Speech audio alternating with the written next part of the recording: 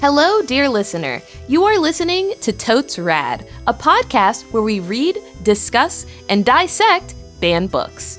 I am one of your 3 hosts for this podcast, DaPurpleSharpie, and I am joined by composer and world record holder for most triplets played in an elevator, Gemma Anderson, as well as game developer and silent film expert, Jazz Pomegranate. Jazz, Gemma, thank you for being here today. Thank you. Yeah, the pleasure is truly mine. In this episode, we are dissecting Chapter 2 of White Rage by Carol Anderson. This chapter is titled Derailing the Great Migration.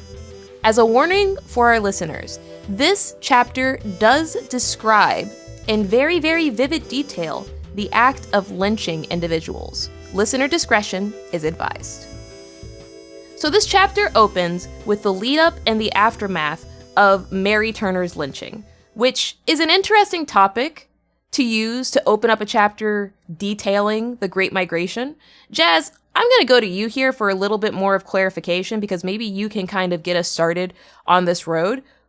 Why is the Great Migration and lynching so intrinsically linked? Oh, absolutely. So in the last episode, we talked a lot about the ways in which African Americans were sort of, through the law, kept in their quote-unquote place by white people through taking away land, destroying the Freedmen's Bureau, killing the dream of 40 acres and a mule. A lot of us ended up sharecropping and in situations that really didn't look all that different from slavery.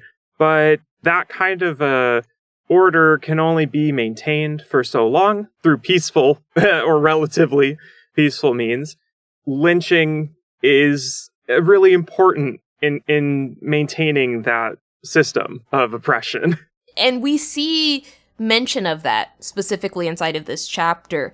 After Mary Turner's lynching, 500 people had already moved away, but even more people were dedicated to moving after a pregnant woman was killed, and set on fire.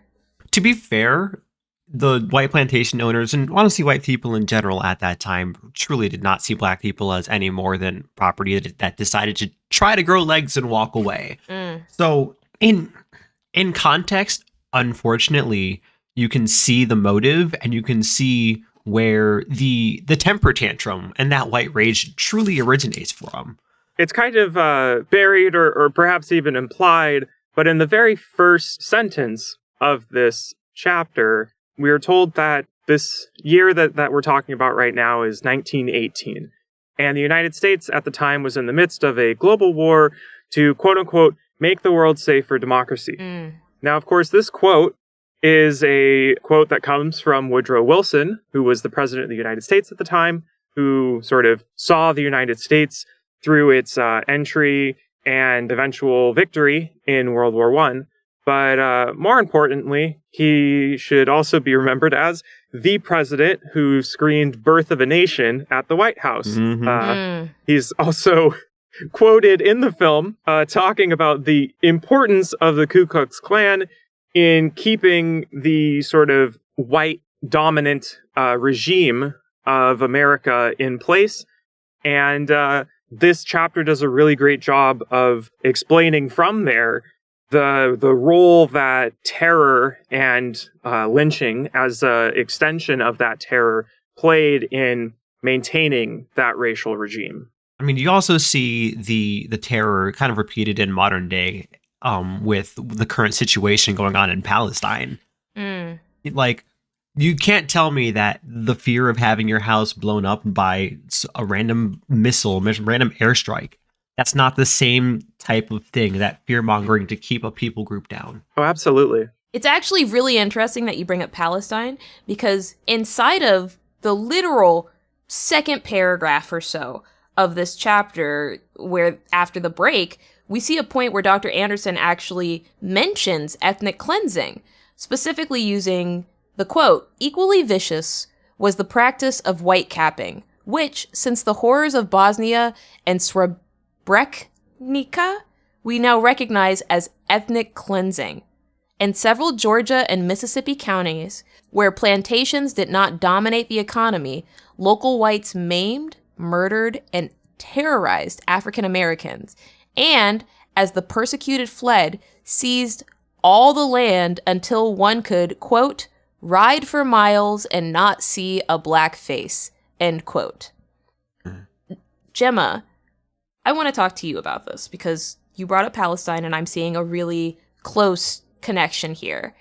There are many moments inside of previous episodes where we've spoken about the current implications and the current mirrored moments, almost the similarities between the racist past that we see described and recounted inside of White Rage and current place today. There are so many similarities. What similarities do you see inside of that previous quote and Palestine? Other than the thought that, yes, there is a place where we feel like we are the ones who are supposed to be superior here, because that's truly where that's coming from. It's coming from a place of superiority or perceived superiority, where the people who have inhabited Israel and created this state where they do not want the Palestinians there, they do not want anyone who pretty much, Pat, anyone who fails the paper bag test, they don't want in that zone. It feels like we are blind to the history that we have seen in the past in the United States, and that while history is playing this movie, we have the movie in full color. It is not silent anymore. People are posting clips on TikTok, on Blue Sky, on YouTube, and you can see the horrors yourself. We talk about how horrible the burning of Mary Turner was. We talk about how graphic that was. Yet, we do not need to read an account of what we're seeing in Palestine these days. We are witnessing it firsthand, and yet, effectively, we are blind to it, and we're letting history repeat itself. And I don't think that's okay. So, to bring it back to the chapter here, the secondary half of the Great Migration is not exclusively marred by the death of African Americans. It's also painted, as Jazz said, by the onset of World War I. And the flow of immigrants inside of the United States dropped from over 1.2 million in 1914 to slightly over 300,000 in 1915, which is a very large drop. So a lot of people were looking for additional laborers. What we see inside of the second half of the chapter, the Great Migration also being necessary as a means for additional laborers moving to an area where they can quickly fill out unskilled labor. And people inside of the North seeing an opportunity to make use of recently freed people. Overwhelmingly, though, we see a lot of hesitation and just general anger from Southern legislatures at the disappearing of this very, very large amount of laborers. In fact, the very next part of that chapter talks about we're realizing that people are leaving en masse, not just because of the war, not just because of the lynchings, but there's no future for their children here. Dr. Anderson also talks about socioeconomic situations outside of just race, going into education and how racial education for Black children was not acceptable in any way, shape, or form because children were required to work inside of the cotton fields and were not allowed to be let out for but 8 weeks for their entire year to study for school, which did not allow for a lot of education opportunities. This quote comes from a newspaper called the New Orleans Trans-Picayune, which singled out unscrupulous labor agents from the North as the culprit for the Great Migration. They sounded the alarm because, and I quote, "The movement has reached immense proportions, that the drain has of late become so great as to call for action," end quote. Jazz, talk to us a little bit more about what this really means and what they're really saying. As you noted, the industrial needs of the nation were such that it was sort of a large migration of African Americans out of the South. Basically what W.B. Du Bois describes quite graphically as just hell, essentially. This was a place where people didn't really have a future. They were just expected to live in as close an approximation to slavery as white people could legally get them back under after the Civil War, and they were leaving. A bunch of able-bodied white men were being drafted to go fight in the trenches, and that left a lot of industrial jobs in the North open for people. As far as this idea that these unscrupulous labor agents from the North, these like carpetbaggers coming in to, ruin everything, ruin this, beautiful racial order that had been created by the antebellum society and disrupted by the War of Northern Aggression. This idea that these people who obviously must have been happy and obviously must have been grateful for the opportunity to, clean people's homes and work in fields. The action that is being called for, essentially, is basically as close to building a wall as they could get, Yeah. Try, bar labor agents from entering the South in order to stop people from knowing about opportunities for better pay elsewhere. A call for more violence and more drastic measures to keep people where they are.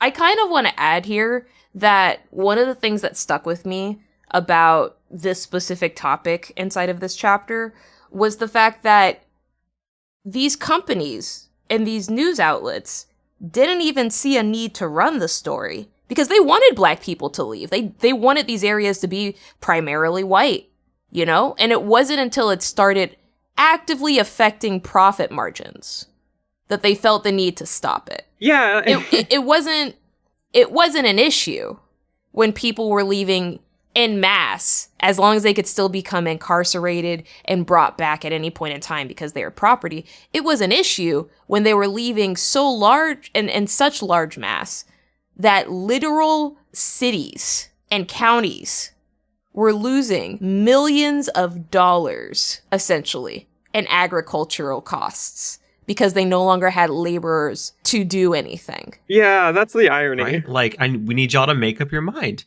Do you want us here to do your work, or do you want us gone so that you can have your little ethno-state that you wanted? Yeah. That is the irony, Jazz. And unfortunately, that dichotomy is exactly what the book has been highlighting this entire time. There is a rage. The rage causes an action. Yet, the consequences of that action are not fully understood. And so, the rage begins again. It's a very common, abuse dynamic, really, just sort of extrapolated across an essentially societal level. They wanted to be able to, ride for miles without seeing a black face, but then they also wanted their homes to be cleaned by black people and their fields to be picked by black people. Where would those black people come from? Yep. Exactly. None of these people really wanted to do personal labor to build their little world. The South was a largely settled area where we're not talking about some sort of Western idea where people are striking out and killing a bunch of natives to go build their log cabin and work the land themselves. People had sort of romantic notions about working the land, as we can see with, the writings of Thomas Jefferson. But this is largely a society that's holding over a lot of ideas and ideology from essentially the aristocratic roots of, the British nobility, where they're people who want to, own large tracts of land that they have other people work.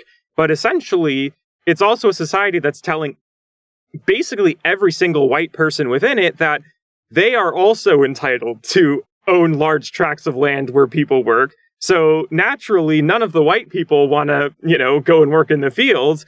And so they're like, well, we need black people, but we don't like black people. And ultimately, that's what was the foundation of the entire antebellum order in the first place, where it's well, we have these heathens that we've taken from another continent and brought over here.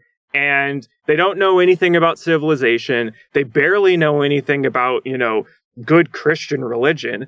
And we just sort of got to work them because, that's what they were made for us. When that order was upset, trying to re-grasp at that order, but also, realizing that as much as they wanted to pretend that Black people were furniture, Black people are people with dreams and desires and brains of their own. They had to come up with all of these justifications and all of these reasons. And, you can go back to the 1700s to read all the stupid race science stuff that they came up with to justify why they treated people the way that they did.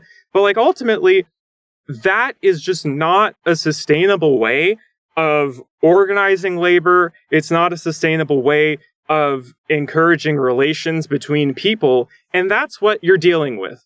These are people. And the sort of racial order of the South has sort of always been a denial of the personhood of Black people. Because that's the only way that any of this works, right? These are robots that we put into the cotton field to go and pull things out and extract stuff. And we don't think about the fact that they have kids and the fact that they want to fill their free time with fun. That's not things that fit into the racial order of the South. I mean, it's not a racial order that is rooted in any kind of reality, and that's why violence is needed to maintain it. Right. It goes back to that thing that we mentioned in the prologue of Black ambition. Black ambition is there, and you can see the ambition of not much, honestly, just wanting to be able to live life in a way that wasn't all about somebody else. And having that ambition was enough for people to get upset. People were incredibly upset. Oh, yeah. And we actually have recorded proof, on the record, of African American frustration in the form of a newspaper, specifically the Chicago Defender, which was, as its name stated, created inside of Chicago, and was actually a very, very unapologetic, visceral, anti-South, Black-owned newspaper that was published and circulated throughout so many areas inside of the African-American community. Overwhelmingly, most of the distribution had to do because of African-American railroad porters. It was because the paper would basically just go wherever the trains would go, and they would read it on the train. They would share it with people that were also on the train. They would bring it to their churches. They would bring it to diners. They would bring it to shacks, barber shops, to people who couldn't even read. They would have the papers read to them. They would be there in the presence of the paper and hear it audibly read to them, similar to how we are sharing something now in podcast format. One of the most interesting things to me about the Chicago Defender was not necessarily the fact that there was a Black newspaper out here saying, hey, leave the South. The South sucks. We know it's where you set up your home. Leave it. Your home sucks. Come up here. Come up north. There are people who are wanting you to be here and work and will pay you your worth. That's not the thing that surprised me. The thing that surprised me was what the newspaper said about Black mouthpieces in the NAACP at the Tuskegee Institute. People like Booker T. Washington, people like Robert Morton, who had stated that, Black people had to prove themselves worthy of rights. The Chicago Defender said, excuse me, none of that is true. What has the government done for you to give you rights that now you need to respect them? There's a quote in there, I believe. Yep. The exact quote is, and I'll just go ahead and read it. The message was revolutionary. Whereas Booker T. Washington, once the most powerful African American in the nation, and then his successor at Tuskegee Institute, Robert Morton, had openly accommodated Jim Crow, declaring that Blacks would have to prove themselves worthy of rights, the Defender demolished that narrative. Over and over again, the newspaper pounded on the idea that Dixie was going to have to prove that it deserved the presence of African Americans, not the other way around. And, the Defender argued, what the region's governments and employers had delivered so far left but one option. Quote, Get out of the South, end quote. And I love how this contrast is brought to the forefront here. Because I think this is one of the, and please correct me if I'm wrong here, but I think this is one of the first places where you start to see the formations of the model minority myth really pop up with the things that Robert Moton and Booker T are saying. They're saying that, hey, you know, you got to gracefully accept that you don't have a right to the white rights. And that's not it. People are more than the rights of somebody else. And the fact that Black people had been relegated to, well, you're going to have to accept the fact that this is the way things are. And there's no desire for change. Which is, I think, why the Chicago Defender, and also shout out to the Defender for still being Black-owned for all these years. And shout out to Chicago Tribe, another Black-owned newspaper circulation that currently is available on Blue Sky. Heck yeah. But the fact that these papers are saying something like that, and it's revolutionary, and it's perceived as revolutionary, I think that's just diabolical. That's how far down and beaten down Black people were. After watching someone die, be killed, be murdered, literally, because of their Blackness, and then listening to a newspaper basically say, you don't have to be here, even though they can't read, just hearing people read the newspaper saying you don't have to be here, people start saving up money, taking trains, literally leaving the South en masse. That's the Great Migration, right? And now, the answer by these white plantation owners is, well, we should sue the Chicago Defender. We should stop them. They start setting up laws and they start arresting people and lynching people to basically stop them from sharing this information. Most notably, inside of here, they actually talk about an American preacher in Franklin, Mississippi, who sold the NAACP magazine Crisis and was set with a $400 fine and sentenced to 5 months on the country farm because it was talking about sharecropping, lynching, unequal pay, all these negative ideas of living inside of the South. My thought when I read that line was, you don't see a lot of conversations about them sending people inside of prison. That's not what's happening. What they're doing is they're converting people who break laws, not necessarily to prison, but to laborers. Break the law, instead of going directly to jail, go directly to the plantation. Go directly to the farm. Do not pass go.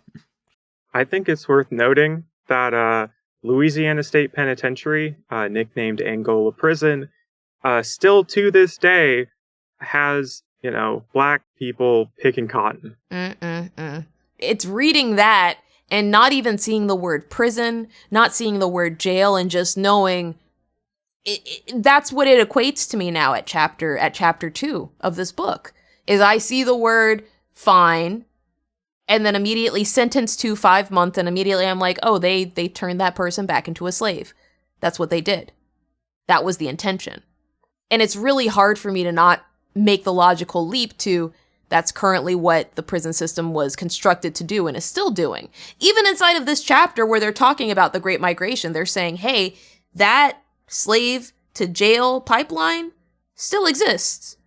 It just changed names. And that's a consistent that I've seen throughout every single chapter so far inside of this book. And not just with Black people, but you also see this exist with V coding and the existence of that, where trans women who are sent to male prisons and then basically forced to be sex slaves for the more violent prison offenders. We've pointed it out already that much of the white rage in the white legislature at this time is to say, well, we can't legally have slavery, so what's the next best thing? And they did everything in their power to find that. I'm really happy you brought that up, honestly, Gemma, because the idea of, well, we can't keep slavery. It's illegal to keep slavery. What's the next best thing? Is the final topic covered inside of this chapter, essentially, which is to state that the North isn't exactly the promised land that Black people were promised. Jazz, I know you're going to love this very next topic bit because I know you. But unfortunately, we have come up to the close of the end of this podcast. Everybody, I want to thank you so much for listening. We will be doing a part 2 of this chapter. I'm joking. We're not. Y'all are like, wait, what? I was gonna fight. Yeah, I still got stuff to say. We have so much more to discuss. The very next part of this actually talks about Motor City, Detroit, Michigan, and how much of Black labor is really utilized here inside of Detroit, Michigan, which is, I just want to say, that's actually where some of my family finds their roots. My grandfather lives inside of Detroit still to this day. And, you know, the union has taken such good care of him. Like, unions? Let's go.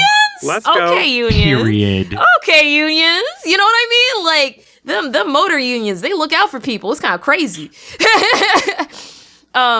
But yeah, so there's a quote inside of here that by the mid-20s, there were 10 times as many blacks in Detroit as there had been in 1915. So 5 years difference. The employees at Ford had basically set a pay scale of $5 an hour, which in a single day, you could make what a prosperous sharecropper made in 2 months or more. In just one day. Mm-hmm. One day working at Ford, which was huge. The Great Migration to Detroit essentially caused so much stress to so much of the white populace inside of that area that it started to get to the point where people moved away from an area where they were quote unquote supposed to live, nicknamed Black Bottom, to other areas. There are 2 stories that we're told about in the second half of this chapter. The story of Dr. Alexander Turner, as well as the story of Osarian Sweet.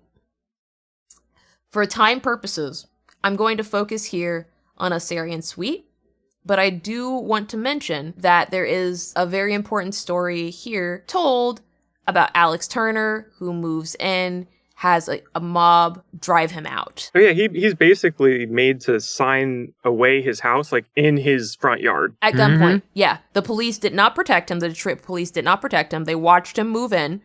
A mob came in 5 hours, threw bricks, rocks, and any assortment of things at his house. And then while the police were watching, the mob basically said either you sign a deed giving away your house or we kill you. And then the police escorted him away after he signed that and moved back over to the quote-unquote black side of town. Ossian Sweet, I believe is how you pronounce his name, didn't want to live inside of Black Bottom.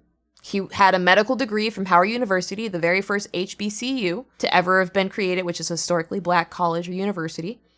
And he was also on staff at Dunbar Hospital. He moved into a house on Garland Avenue in 1925. Prior to moving, he notified the police officers that there was probably going to be an issue, specifically with a riot and a mob forming around his house. He made the police very aware. And the reason why is because Sweet has lived through Black Terror his entire life. He has seen people be raped. He has seen lynchings. He has seen police allowing white people to rampage and kill Black people. He has seen literal white people go out hunting for other Black people who have voted inside of elections. And then cleaned a town, ethnically cleaned the town of Black people. And so he was ready. He prepared, he knew the police may not have helped him. So when he packed, he had prepared ammunition as well as some guns. But he still told the police because as an African-American man who was a doctor, he fundamentally believed that his class privilege as an educated person would protect him to a certain degree, you know? Yeah, the nigga had it wrong. You're correct. He was unfortunately wrong in that regard. The police officers did arrive, but they actually didn't do anything. They stayed there while mobs threw rocks, broke windows, and started rushing the house.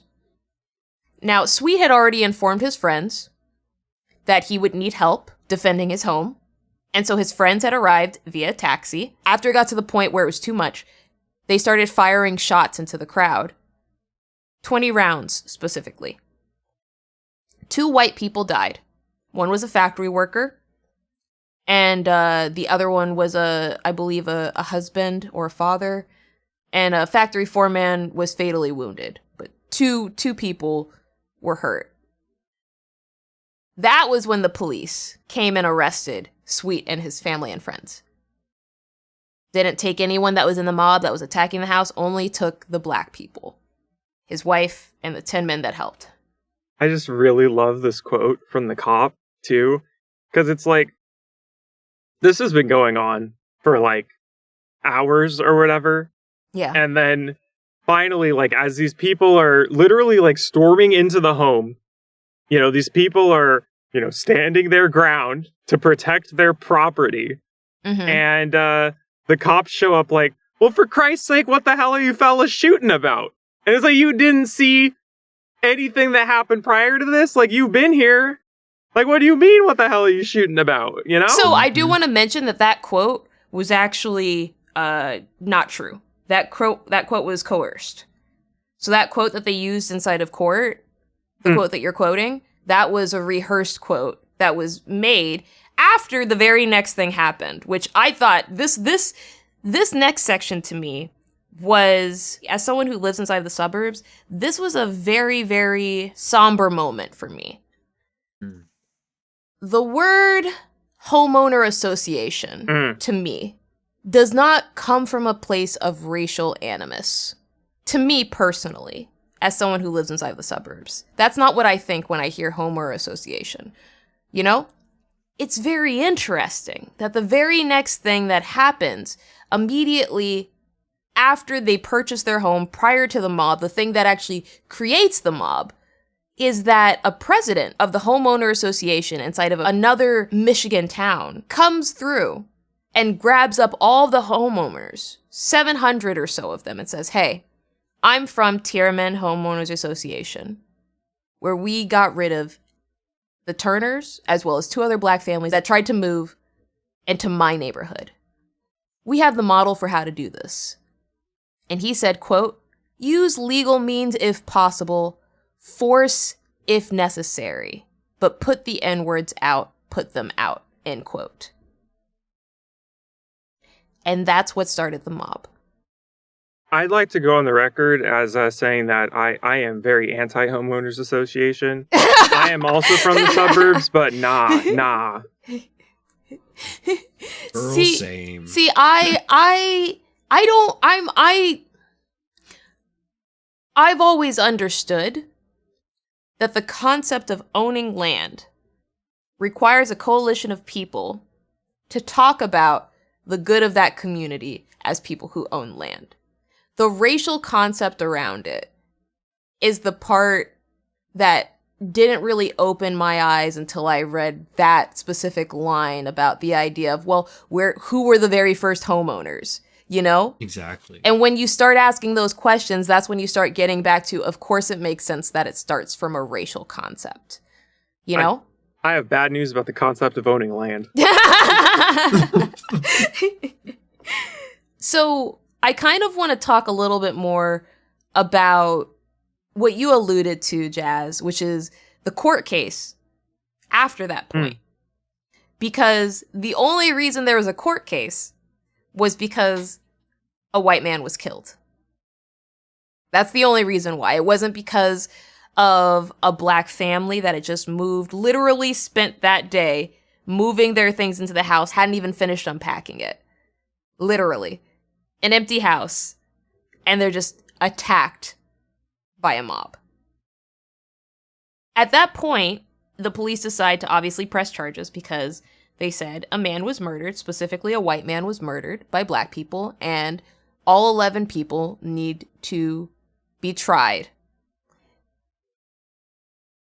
I guess the conversation that I'd like to take us to is, what does this tell us about the attitude inside of the North to black people? I think it's worth noting that black people weren't the only thing that moved north to specifically Detroit in the 1910s.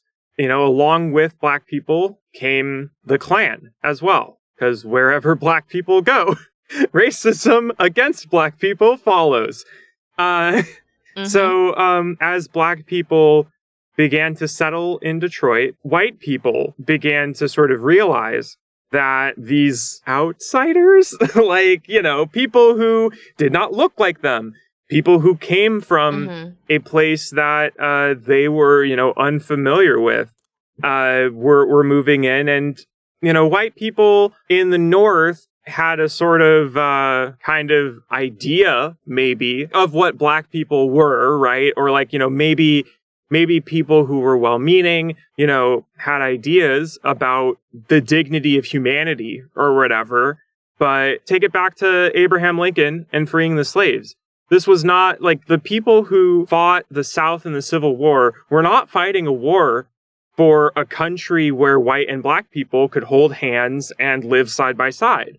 They were fighting for a society to sort of become more racially homogenous. They're wayward Southern brothers who had kidnapped these people from a place and brought them to somewhere they didn't belong, needed to be brought back into the fold. Not the Black people who they had kidnapped. No, those people should be, shipped off to Panama, shipped off to Liberia, like wherever they could go. But God forbid they come next door. Yeah. Mm-hmm. I also wanted to talk about one of the concepts inside of this chapter as well, about the liberal, quote, anti-Klan, end quote, mayor. Which is a topic that, Jazz, I don't want to go to you here because I feel like you have to deal with the liberal, anti-racist person all the time on the internet. I mean, in person too. In person as well. I live in California where we did vote last year to keep slavery. I'm still shocked by that, but it's not so much of an oxymoron when you think about it, because we're all Black women here. We all consistently have a few people that we could probably name right now are not Black, consider themselves Democratic or liberal, and consider themselves not racist, right? Girl. Like specifically pro-Black, right? Mm-hmm. That's kind of what this mayor is set up as. This mayor, by the name of Mayor Johnny Smith, who Black people inside of Detroit had viewed as an ally, moved forward through this movement of what happened to the Sweet family and actually made a statement. This is a quote directly from Dr. Anderson's book here. He saw the KKK's hand behind the outrage on Garland Avenue, which, given the violence that had rained down on the Sweets, initially made sense. But as Smith unveiled his logic, it was not the mob that incurred his wrath, but the Sweets, who had the temerity to move into a white neighborhood. The Klan, he railed, had worked overtime to, quote, induce Negroes to go into districts populated entirely by persons who would resent such an invasion, end quote. That statement isn't as bad as the statement that he makes immediately next. If the Negro would just stay in his place and quit demanding to exercise every last little right which the law gives him, there would be peace in Detroit. Mm-hmm.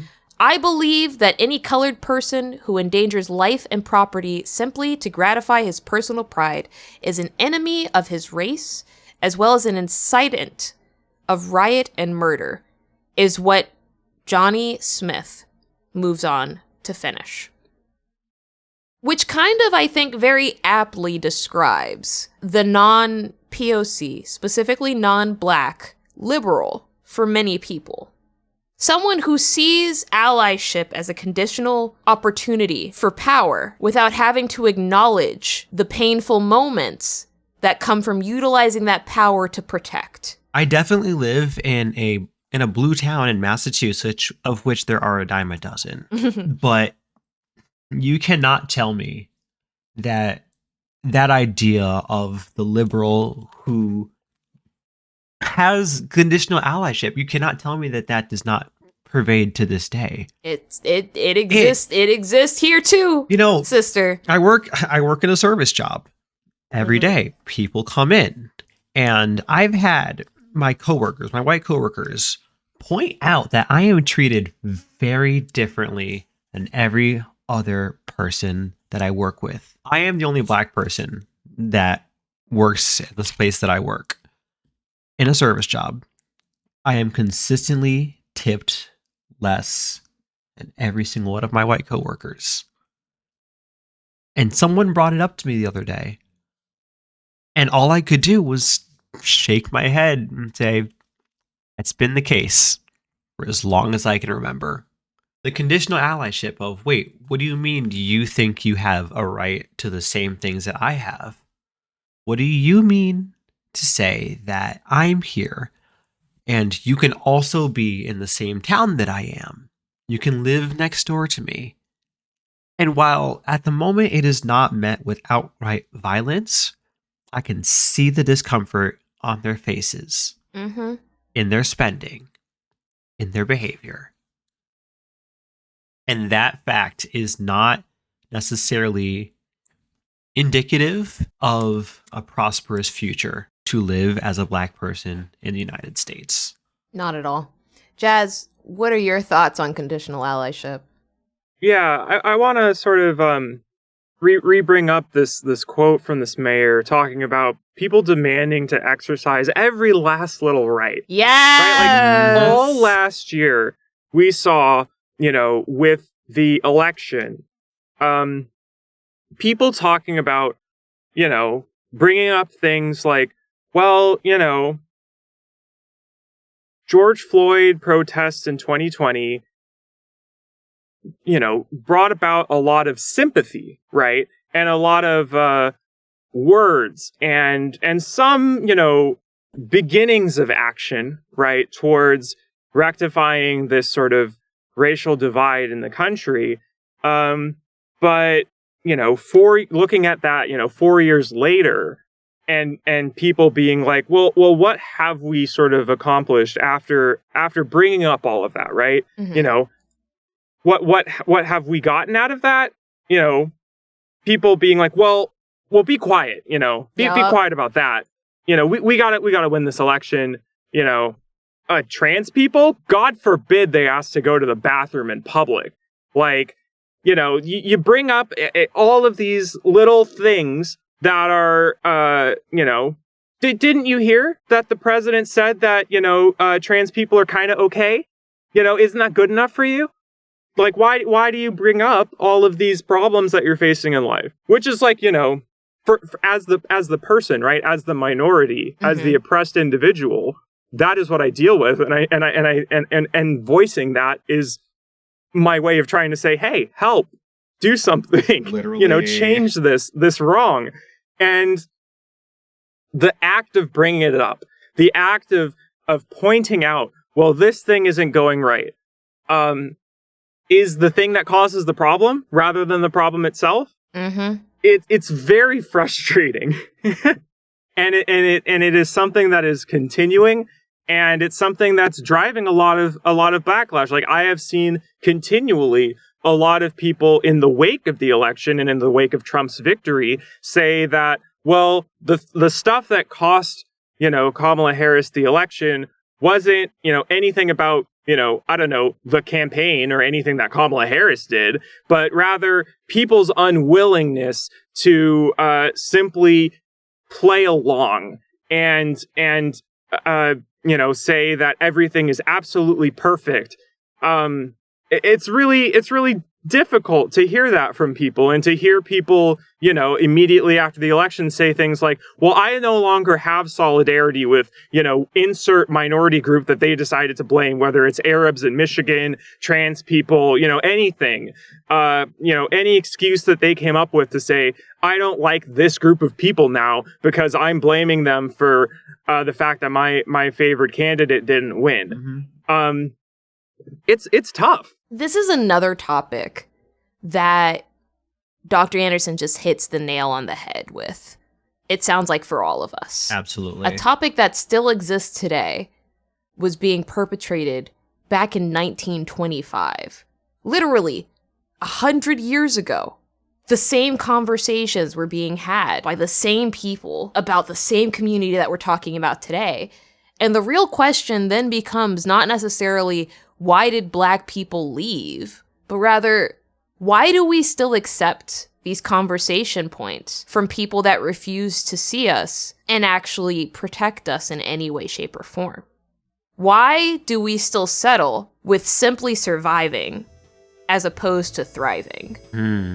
Why are we allowing ourselves to exist inside of hardship instead of opening up our hearts to happiness being somewhere else? And with that, dear listener, we have come up to the end of this episode of Totes Rad. Thank you so much for listening.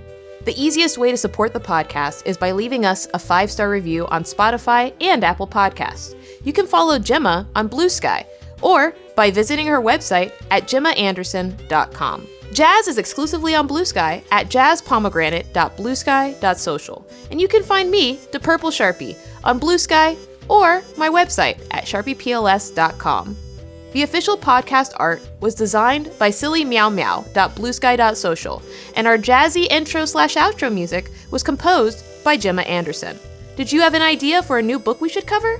Shoot us a message on Blue Sky at totesrad.bluesky.social and use the hashtag TotesRadPodcast. Until next time, dear listener, keep thinking. It'll help you one day.